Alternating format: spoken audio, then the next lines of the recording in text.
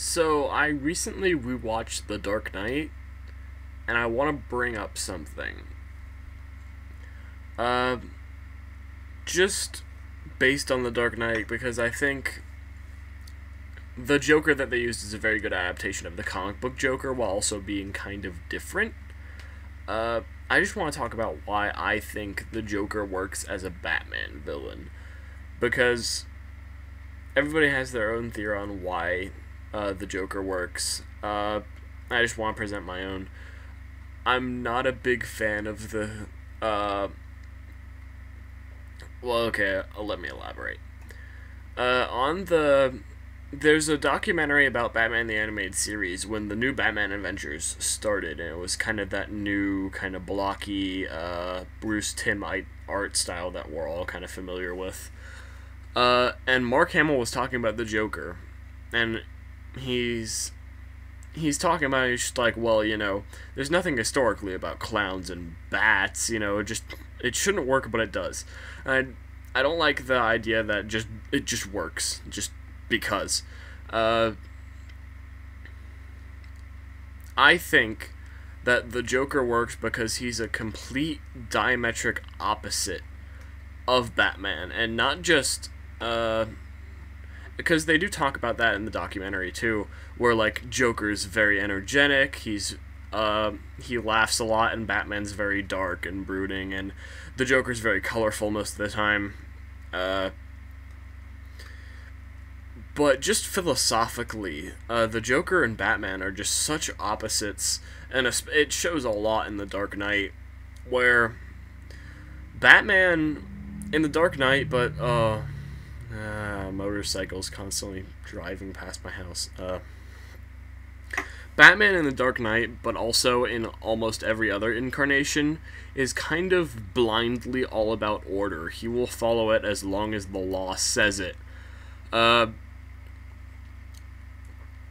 whereas with Green Lantern, when Dennis O'Neil took on the book and Green Arrow partnered up with him and showed him, just because the law says it doesn't mean it's right. Batman never had a story like that, at least to my knowledge. If anybody knows a story like that with Batman, feel free to tell me and prove how much of an idiot I am. But Batman never really had a story like that, so he just kind of blindly follows the law. And Joker is all about anarchy, especially in The Dark Knight. As he says, he's an agent of chaos. And he just wants to screw things up. And that's there in the animated series and in the comics. Not so much the 89 Batman, because in the 89 Batman he seems very selfish. He seems all about himself. And the 60s Joker, I haven't seen enough of it to really clarify, but the Joker, I just want to point out, I agree with a lot of the things the Joker is bringing up in The Dark Knight, how everybody's about their own little worlds and that should not be it, and the money burning scene and what he's saying, I'm just completely agreeing with him on that. His actions are where he becomes a villain and how he presents those ideas. But the ideas themselves are really open for discussion. And it seems like the interrogation scene where Batman and the Joker are just discussing ideas that really bring out that dynamic of why they work together. Because while Bullseye and Daredevil have a very good kind of, Bullseye's very psychotic and Daredevil's not so. You don't really have philosophical discussions brought up between Bullseye and Daredevil, or Lex and Superman, or really any other arch-enemy hero pairing. But with the Joker and Batman, it really brings up a philosophical debate of anarchy versus order, which is a debate that I think is worth seeing and I think is worth discussing.